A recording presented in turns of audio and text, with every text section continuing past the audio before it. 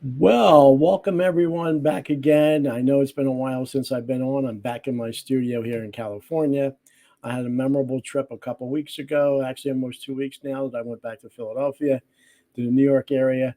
But I was very blessed to be able to uh, interview the Hall of Fame boxing promoter, Russell Peltz, in his offices in Philadelphia. And we're able to do a podcast from there from my iPad, and we're going to be showing this now. And I do have to say that, yeah, a little technical. Maybe the voice is a little bit maybe tinny, but I think we get a good idea, Russell. And I hopefully this is going to be the first of many. And I just hope you enjoy it.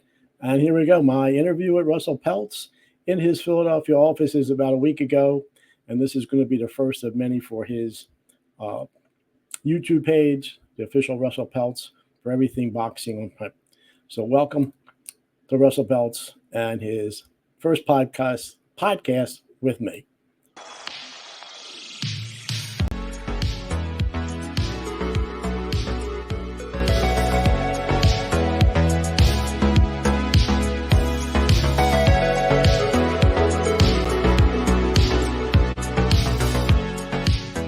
Well, welcome again to the latest edition of Carl's Corner. I know it's been a little while since the last time I've done one, but I've now taken it on the road. I'm back east in Philadelphia.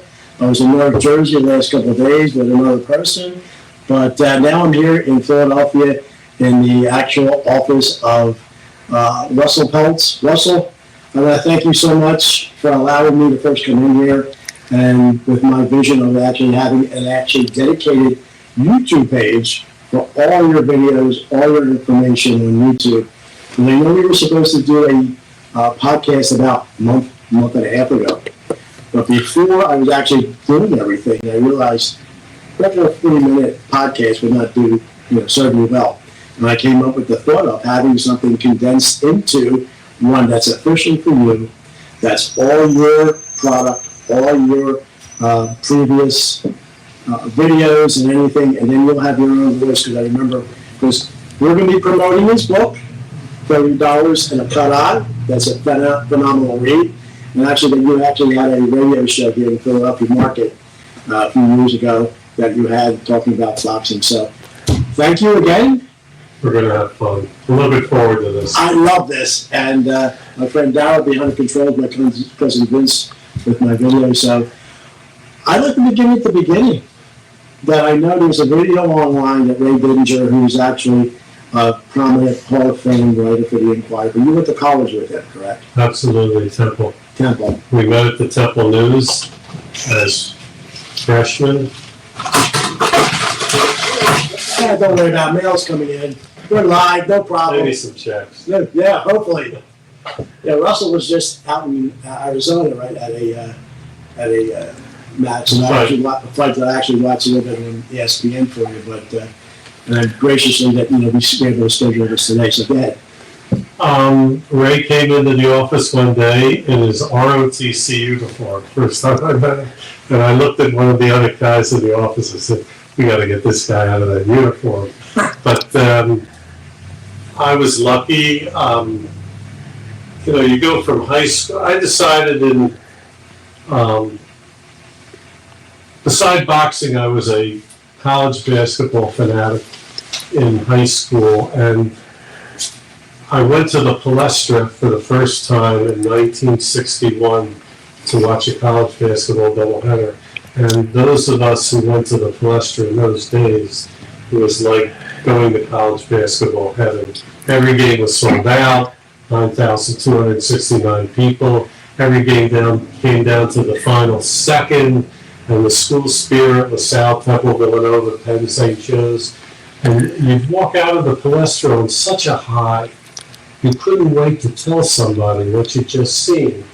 And what better way to tell them, I thought, was than to write about it. So I decided in ninth grade I was going to be a sports writer, study journalism in college, and work for a big city newspaper. So when I got to Lower Merion High School, and by the way, I tell people, Kobe Bryant went to my high school. Yes. I didn't go to his. Yes. So, the school paper comes out 6 times a year. I was the sports editor of the paper and the yearbook. But when I got to Temple the first day, and I said, "Where's the school paper?" They pointed me to this old building, and I walked up the creaky steps, and I heard the chatter of the old Royal manual typewriter. And I said to someone, "How often does the newspaper come out?" And they said 4 times a week. I thought I died and going to heaven. Yeah. I said, "I've made it." And I became sports editor as a sophomore. And Ray was on my staff. He's in the Pro Football Hall of Fame. Dick Weiss, who's the top college basketball writer for the last 20 years. We worked together. Frankly, I got there before Dick did, or I'd never gotten it. I traveled with Temple's basketball team for 3 years, and went away games. And at the end of, but I love boxing. I'd always loved boxing since I was 12 and had seen my first fight on TV. Anyway, I got a job working the midnight shift at the Evening Bulletin during the summer between my junior and senior year. I'd work midnight to 8, editing copy, headlines, rewrites, and I'd made it. This is what I was going to do, and I get emotional when I tell this story. This is why. At the end of August, Jackie Wilson, the sport. Listen, the Bulletin was the oldest continuous afternoon newspaper in the country. Jackie Wilson came in one day. I was getting ready to leave. It was around 8 or 9 in the morning. He said, "Russell," Well, who's Jackie Wilson? he was the sports editor. Gotcha. He said, "You're going back to school for your senior year. We'll keep you on Saturday nights. And when you graduate in June, we'll bring you back full time." I thought I was going to cry. And he saw the tears welling up in my eyes. What you're doing right now. I believe this story. And I said to him, I said, "Mr. Wilson," and I mean this as much today as I meant it then, "I'll work for nothing." Wow. And I would have worked for nothing, because this is my goal in life. And he looked at me and he said, "Forget it. We'll keep you on and we'll pay you." So I worked midnight to 8 during my senior year. I went to school 9 to 1. I went home and went to sleep. And then I came back at night. And I think, listen, Ray Dinger, Dick Weiss, Ron Pollock, whose dad, Harvey Pollock, was the stat guy.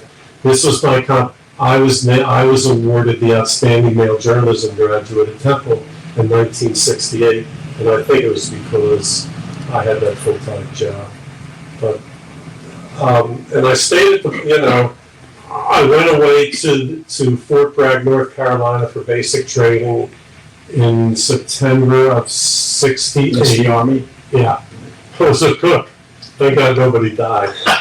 I used to put the cold cereal out on the line. Anyway, when I came back in February, Jack Freed was the boxing writer, and he'd been there since 1927. This is 1969, and they knew I wanted to be the boxing writer. And they kept, Bulletin mandatory retirement was 65, but they kept giving him extensions on his retirement.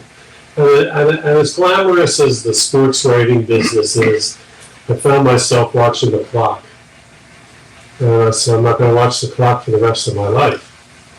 So the Bulletin Morgue is the name for the library, where they had every story that was ever printed in the history of the Bulletin, every photograph, a giant room full of file cabinets. The microfiche? No, not then. Really? I was No. microfiche. So I'd go in there because there was a lot of downtime when you work at midnight to 8. Deadline was 6 for all the copy to be in. And I'd start pulling out files from the Blue Horizon because I figured that was the only place I could afford to promote. And I started writing down what night of the week. So you already knew that you wouldn't promote fights? Well, if I couldn't become the boxing writer, yeah. So I started what night of the week, how many people came, how much money was netted. And I made these long lists and I studied them. And I went to Jackie Wilson in September of '69, August. I said, I'm leaving, I'm going to be a boxing promoter. And he didn't laugh, but he smiled. He said, I'll tell you what, we'll keep you on one night a week as backup in case you don't make it. And, you know, wish you the best of luck.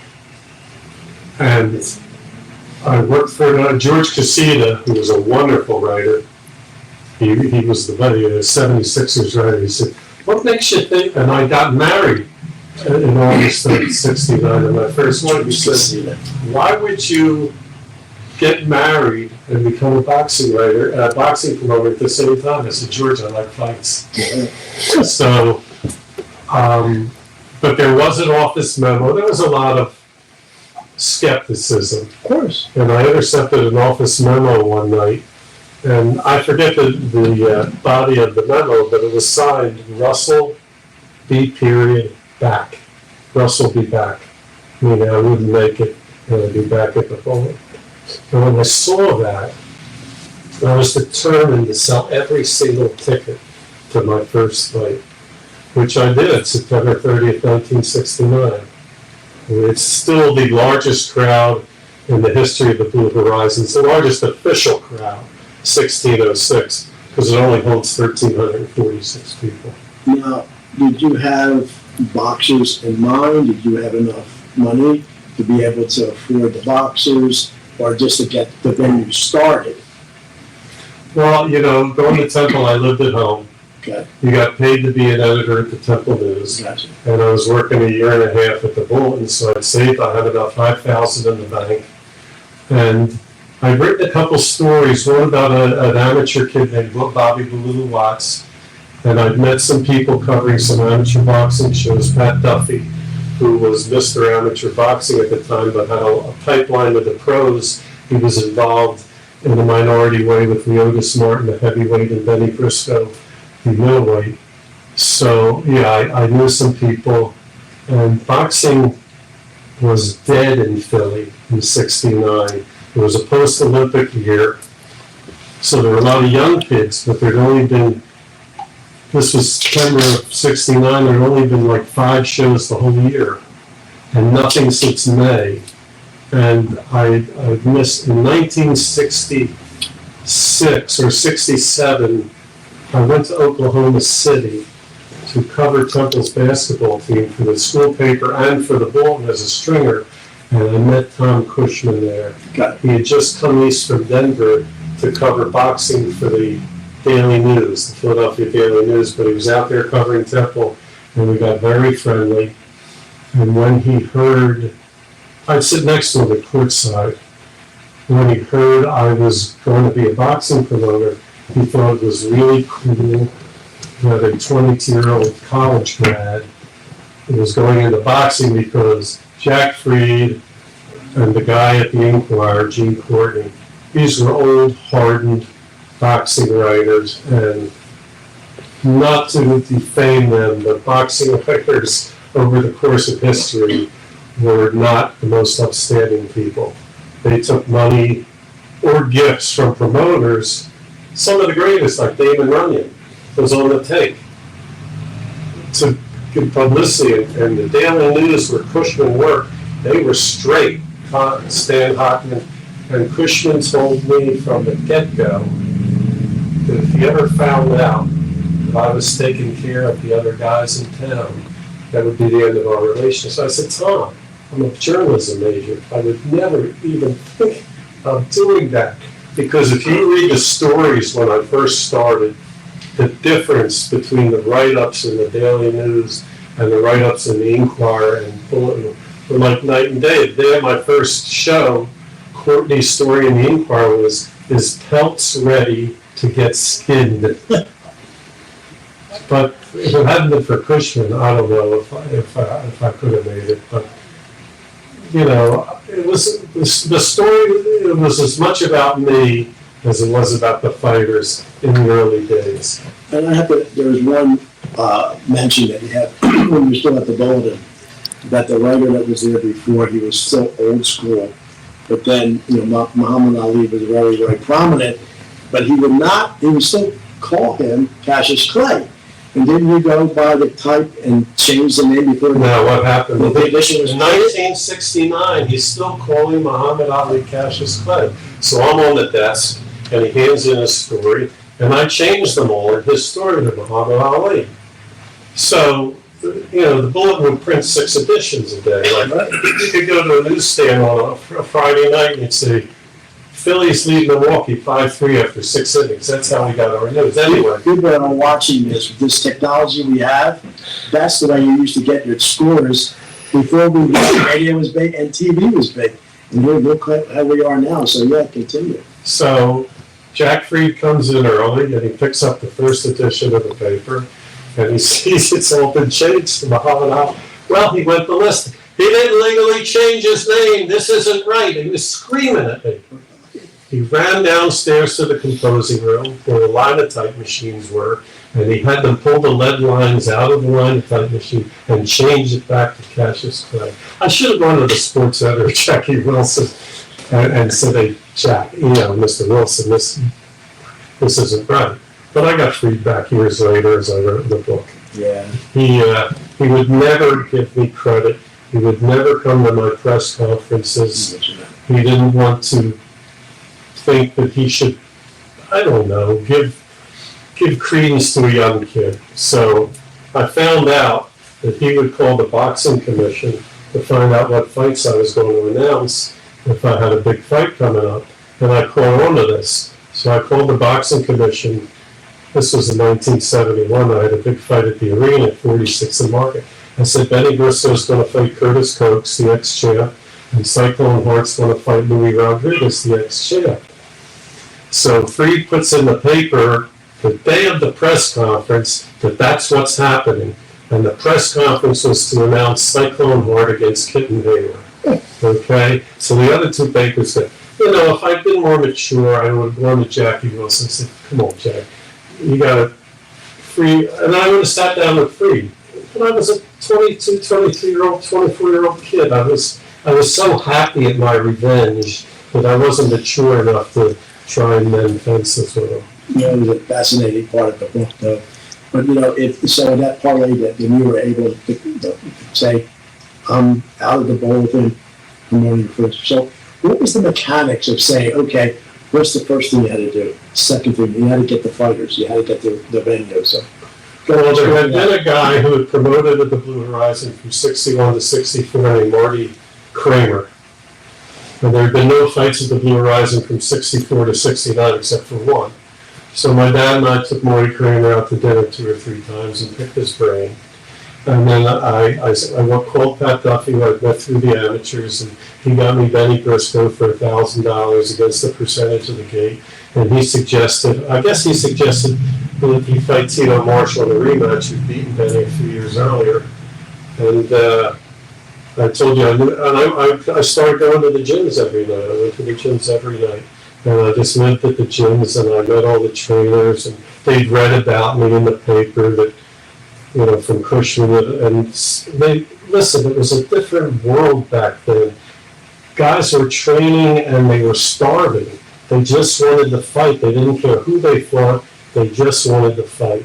So Duffy said, I got another kid, Clarence Finney. You can put him in a 4-rounder. And Jerry Judge at heavyweight from Kensington. And I would go to those days, Philly guys fought each other. Mm-hmm. And I'll fight him. The Pacho gym where Pop Bates was, where he threw me out one day when I was still a sports writer.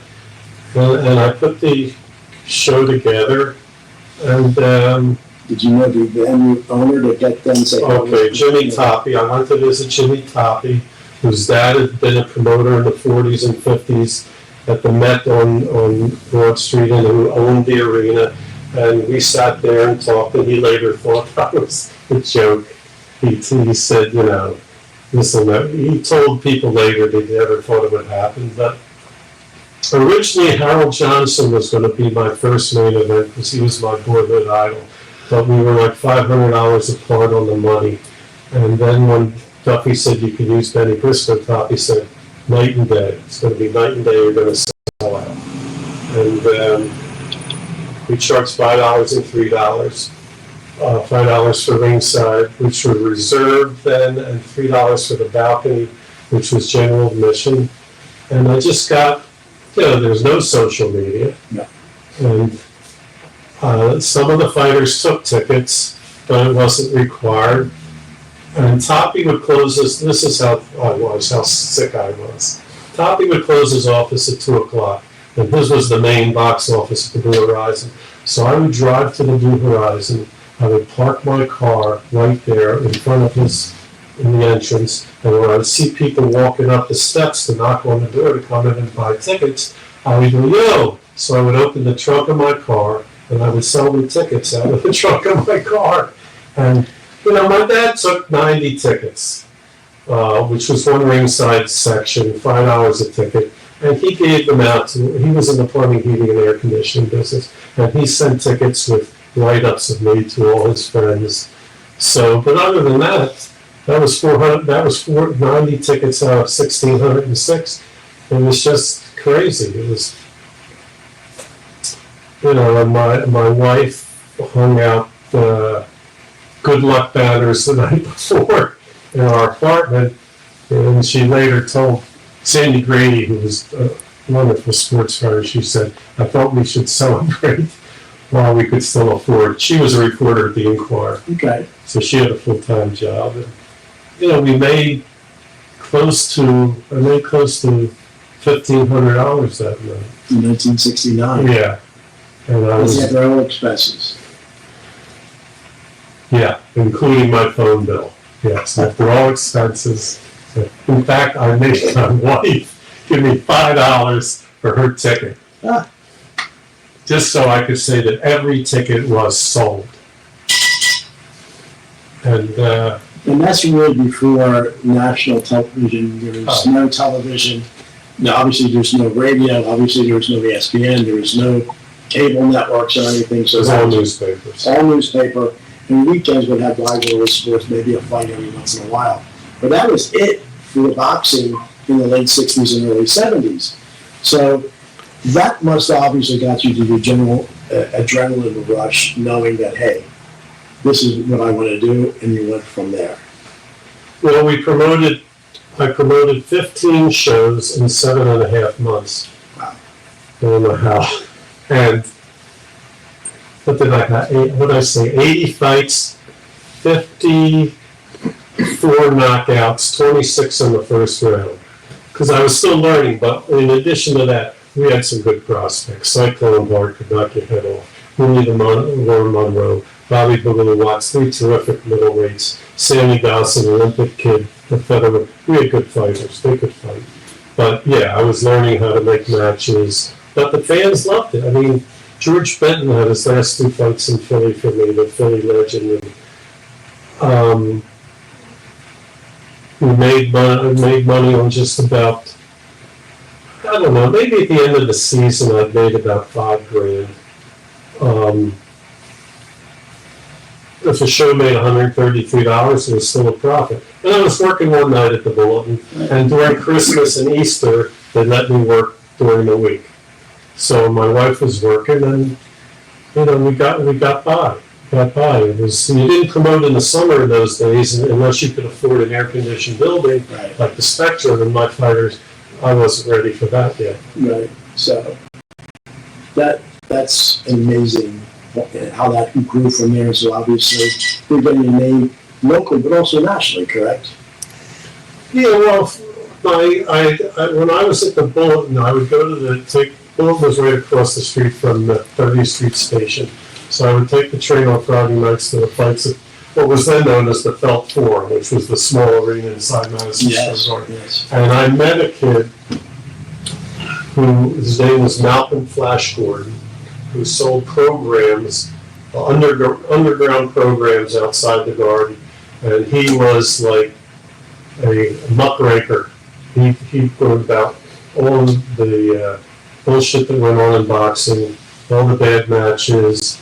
And I met him, and it was the most popular boxing publication. It was as big as Ring magazine, believe it or not. And he would mimeograph it on a mimeograph machine he bought with his bar mitzvah money. And he had about 4 guys working for him: Red Fox, who would film fights; Johnny Boss, who became an international booking agent; Don Majeski, who became an international booking agent, and Bruce Trampler, a matchmaker, and they would hustle the programs outside the garden, make enough money so they could go in and buy a ticket. And when I started promoting, he hung out at the gyms in New York. He said, "Can I sell programs at your fights?" So my programs were going around the country for people who subscribed to his. So that way I got a lot of publicity. So it's interesting that when we first came here, we took a tour of this amazing location, seeing all these posters and everything around us. We were upstairs, we pulled out a couple of these programs that were amazing, and it's just like it's artwork in itself. And reading the book, which I will show the book again, it's going to be available, online. We'll talk about that towards the end.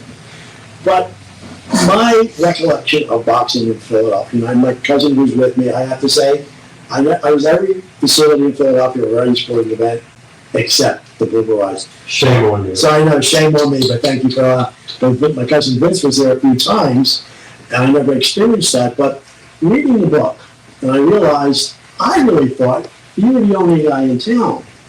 But I read in the book, there was so much competition that came in that was, trying for the boxing, part. So it's, I didn't realize that with them coming in. Well, Competition. Lou Casey was the busiest promoter in Philly in the 60s. Herman Taylor, the dean, who I consider to be the greatest promoter ever lived, who promoted Jack Dempsey, Joe Louis, Rocky Marciano, Joey Jordan, everybody. He would still he would cherry pick. He was in his 80s. I had actually gone to see Herman Taylor before my first show. It's almost like you want to marry the daughter so you get permission from the father. Right. And I went to see him in his office. As much as I love him and respect him, he was an old promoter. You'll never make it. I said, "Herman, you did $4,910 with Hal Johnson and Emily." "No, we didn't. Emily, bring in the paper." So his secretary, "Yeah, Chris, $4,910. But he thought I was coming to do a story on him because I said I'm Russell Peltz for the home. When I finally told him I wanted to promote fights at the Blue Horizon, his whole demeanor changed. But he was still around, Herman Taylor, and he grabbed Cyclone Heart from me. And I realized that one day I would be in that position as the dean, because Cyclone Heart had knocked out Kitten Hayward at the arena at 46 in Market, and we sold out. And I didn't care that I overpaid, because I just wanted to make the fight. Right. And after that, Herman Taylor said, "Hey," to Sam Solomon, his manager. Sam had played in the Negro Leagues. He said, "I can do this and that." And after that, I had to negotiate for Cyclone Heart fights after that. But things worked out well because at the end of my first season, which was the summer of '70, Herman Taylor was promoting a fight at the Spectrum with George Foreman against Roger Russell. And I happened to be downtown in July of '70. And I was standing outside Sherry's ticket office, which was at 15th and Walnut. And out of Sherry's ticket office comes Jack Puggy, who had been a manager in the 20s and 30s and was Herman Taylor's matchmaker. And he's there checking on ticket sales. So we're standing on the corner. I'll never forget it. He's got his jacket draped over his arm. He's smoking a cigar and spitting it out on the sidewalk. And he says, "I've been offered Benny Briscoe's contract, but at my age, what do I need another fighter for?" So my head started spinning. I didn't say anything. I said, "How much do they want, Jack?" $2,500. So I didn't say anything. We talked for a while. I got in my car and drove to my apartment in Germantown on Wissahickon Drive. And I called my brother-in-law, who was an accountant. I said, "Arnold, Benny Briscoe's contract," he would do the payouts at all my fights, Arnold, pay the fighters. I said, "Benny Briscoe's contract's for sale. You manage him, I'll promote him. And all these young middleweights, Hart, Watson, Monroe, one day are going to have to fight Briscoe to see who's the best in the city. And if we control Briscoe, we'll control all the big fights in the city." He said, "Can I make my money back?" I said, "Yeah, you'll make your money. Don't worry about it." So Briscoe was managed by Jimmy Islin, whose dad was a part owner of the New York Jets, Phil Islin. So I called him on the phone. I said, "Is the contract really for sale?" I said, $2,500. He said, "Well, he owes us $800." I said, $3,300. He said, "Yeah." I mean, fighters weren't making a lot of money in those days. $2,500 was a good payday for a main event. So I got on the train, and I went to New York, and I met him at the Palm. I'd never been in a Palm restaurant in my life. I was a kid. I was 20, what's this, 1970, so I was what, 21, 23, whatever, 23. He ordered a string bean and onion salad. I'll never forget it. It sounded so repulsive to me, but I didn't know what to order. So I ordered the same thing. It was actually pretty good. I handed him the check. He handed me the release. He runs into the kitchen, because there were no cell phones. He goes into the kitchen to call Joe Fariello, Briscoe's trainer. And they were so happy. And they didn't know how happy I was. Yeah. And we took Briscoe and Quinn Zummelkall, his trainer, his new trainer, who would become his trainer, out to lunch. Because there had been friction in the camp, in Briscoe's camp before that. And it's Linton's on Broad Street. Wow. Yeah. Quantumats, right? No, but this was... And that's like, yeah, that was like a diner. Yeah. And we made the deal, and it was a game changer, because not only did I didn't know that Benny Briscoe himself would turn into the attraction he became, because he'd always been in the shadow of Kitten Hayward, Gypsy Joe Harris, Joe Frazier, the others were. I didn't realize it. And he scored like 11 knockouts in a row. He got me from the Blue Horizon to the arena, and from the arena to the Spectrum. And if I'm not standing outside Cherry's ticket office that day, who knows who would have wound up with Benny Briscoe's contract. Like I wrote in the book, if that hadn't happened, the title, it wouldn't have been 50 years in boxing, it would have been 50 weeks in boxing. I believe that to this day. I'd have never been there, because the Blue Horizon was never as good in the early days as it was that first year. It took years for the Blue Horizon to really make it. And I got lucky. It's just luck. Yeah. Well, this is absolutely incredible. That this is really the first of many podcasts with this wonderful man, Russell Peltz, about his amazing career in boxing.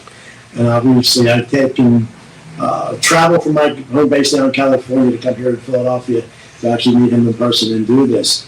We're also here for his official YouTube page that we're going to be actually dedicated in another week or two for everything from Russell's experience as he's talking right now, things about the book, promoting the book. And I know you mentioned you had a radio show on WIP years ago, but only 1 hour on a Wednesday night for a couple of years. But here's you can be your outlet, so any people who might still be around in that days, you can be able to invite them into. And it's really going to be a nice way, and really remotely, when I'm in California, I'll still be able to do it remotely with this fantastic new medium. But continue, just one other aspect that I remember when I read the book. People may have thought for other competition that, hey, you just go in there and you run a place, get some fighters in there and you make money. It doesn't happen. And in a lot of that competition, once they saw a few losses, they got out of it. Am I right? Right. It's when Marty Kramer, as I told you earlier, the guy who had promoted Blue Horizon from 61 to 64, he had a saying. The saying was, all I wish on my worst enemy is it becomes a small club boxing promoter. Because it's you have to suffer the losses. First of all, you have to make good fights. Right. You don't make, if you're going to go out, of business, you don't want people saying he made lousy fights. That's why they're out of business. You have to promote. People say, oh, Russell, he promoted for the fans, not for the fighters. I said, to me, that's a badge of honor. You can't, listen, in those days, people were bitching about paying $5 or $6 to go to the movies. You know, you're paying today $20, $30, $100 to go to the fights. You don't want to see a bunch of one-round knockouts. No. You have to have competitive fights. And in those days, it wasn't about building guys up. Only the strong survived. fighters made themselves. The promoters didn't make, now and then, but not wholesale like it is today. And when you love something, I fell in love with boxing. Well, I saw my first fight at 12 on TV, and when I went in person the week of my 14th birthday, and I knew, just looking at the ring, that this was going to be my life. I knew it. When you love something, it overcomes the fact that maybe you're not the best businessman, because it's always in your head. Who can Hart fight next? Who can Monroe fight next? Is this the right fight? You're always thinking about it. Well, you were always too, moves ahead. Well, you have to be. But, you just got to. I wasn't going back to the newspaper business. I knew I could, but people say, "Oh, boxing's a dying business." Meanwhile, the Bulletin went out of business in 1982. Right. So newspapers died long before boxing. So you just have to hang in there. But Jimmy Riccio went out of business. Lou Lucchese went out of business. Herman Taylor passed on, but he was in his 90s by that time. Guys came and went. One guy said, "There's a new sheriff in town." See, what happened was, guys would get into business, would promote fights in Philly in order to put me out of business rather than concentrate on themselves. So Jimmy Toppy told me years ago, the owner of the Blue Horizon, he said, don't ever worry about the competition. You spend too much time worried about the competition, you won't pay enough attention to your own business. He said, concentrate on your own business and you'll be fine. And, I met a lot of really wonderful people. Gil Clancy, Jesus, first out-of-town manager to give respect to a 22 or 23-year-old kid. Angelo Dundee. These guys, they helped you. Do we have time for me to keep talking? Yeah, we can cut it off. 36. Another 20. Give me a 10-minute, another 20 minutes. What I want to say is that, obviously in this podcast, we can't condense everything into one, but I'm going to just say one thing that my dad always said. The harder you work, the luckier you get. So you never went back. So you mentioned when the Blue Horizon was kind of like fading a little bit. Where'd you get a call from? Well, no. When the Blue Horizon was fading, I went to the arena. Right. I went to the arena because Briscoe was big, and I could go to the arena with Briscoe. And in 1972, well, what happened was, in the fall of 71, Toppy saw that I was starting to promote in different venues. So he rented, up till then I'd been exclusive at the Blue Horizon. So Bob Montgomery, the ex-fighter, the lightweight champ from the 40s, they used his name and some guys put up money. I said, Jimmy, 2 promoters can't work at the Blue Horizon. It's tough enough for one. He said, no, I'm sorry. So in 72, I left the Blue Horizon and went to the 7,000-seat arena. And, Briscoe was getting up there. He eventually fought for the world title. We were drawing big crowds. But in the fall of 72, it was, slowing down a little bit. And in December of 72, I promoted a fight with Willie the Worm Monroe and Indian George Davis and lost about $3 or $4 grand, which had wiped out everything I had made in the previous maybe 6 months, except for the fact that Briscoe fought for the world title. So I got a call in my office. I was 2 blocks from here. My father gave me space in his plumbing concern. I got a call from Steve Greenberg, who was the director of promotions at the Spectrum. And the Spectrum was dark on Monday nights. And they had to pay taxes and everything else, even when they're dark. So they wanted to start a bi-monthly, is that what it is, 2 fights a month? Yes. Monday night fights at the Spectrum. So I went down there and I met with Lou Scheinfeld, the president, and we agreed for a salary of $15,000 for the year plus 10% of the profits. I would be named director of boxing at the Spectrum. And thank God, But look at, you had a name already, so they knew that, hey, here's a man that would be able to book our arena. So the hearts, rather than be, something that maybe did not work there for a while, but then you were there, you were prominent, and then after the spectrum, after so many years, was fading a bit, and then lo and behold, in like late 70s, Atlantic City became prominent, and what cable network came on board? ESPN.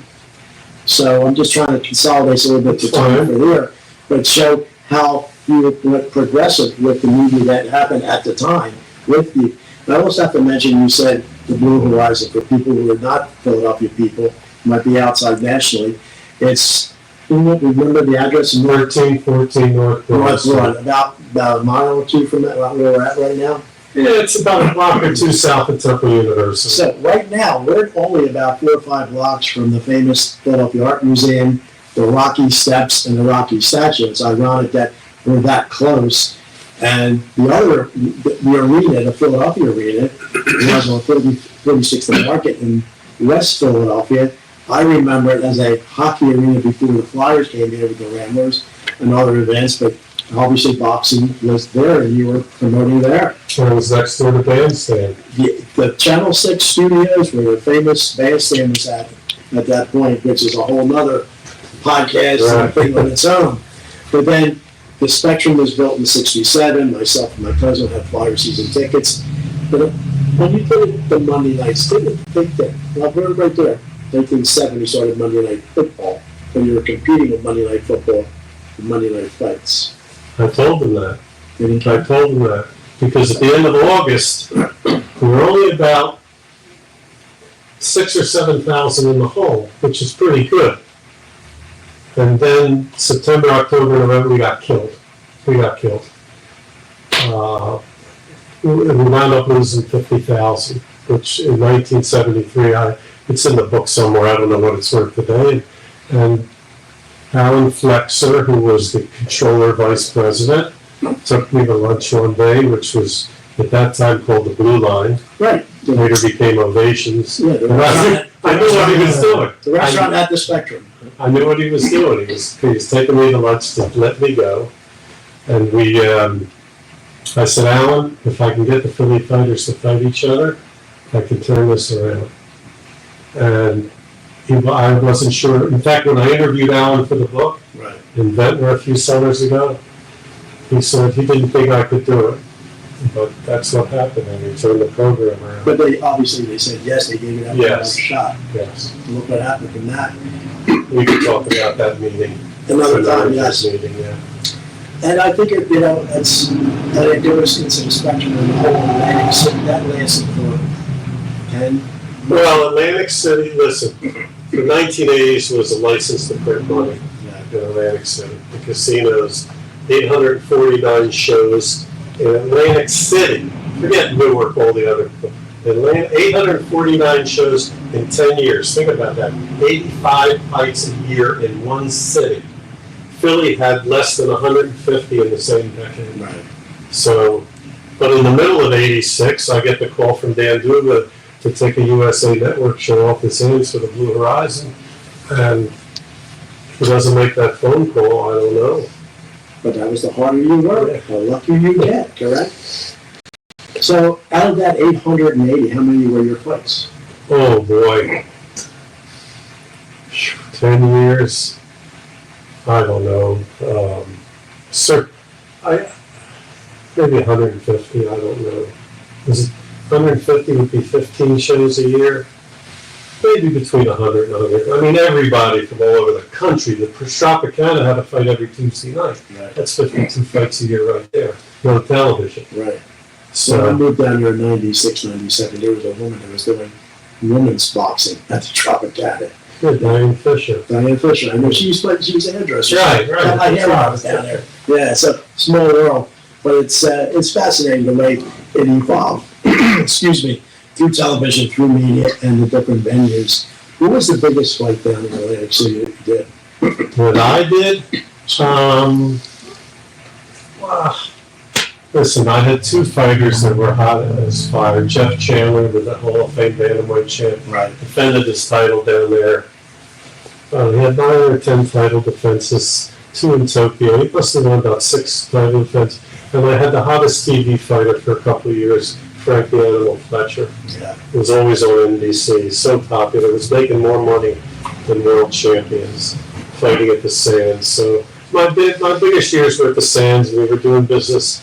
They made a deal with Sylvester Stallone, Tiger Eye Boxing. He'd come and make appearances. We did an Aaron Pryor title fight against my guy, Gary Hinton. And ABC, NBC, CBS, everybody was in. That's why we bought a house in Denver. Nice. Because we were down there all the time. Nice. So it was wonderful. But one other aspect in the book that I find fascinating too, and we're just talking about Philadelphia, Atlantic City, but then internationally, you started not be part of international fights, and there's one part in there that you did how many fights in Paris? Well, no, I didn't promote the fights, Right. but I had fighters that I was associated with, like Benny Briscoe fought overseas. Jeff Chandler defended twice in Tokyo. Even like 7 years ago, Jason Sosa won a title in Beijing. But Paris and Philadelphia were the middleweight capitals of the world in the 1970s. I didn't know that about Paris.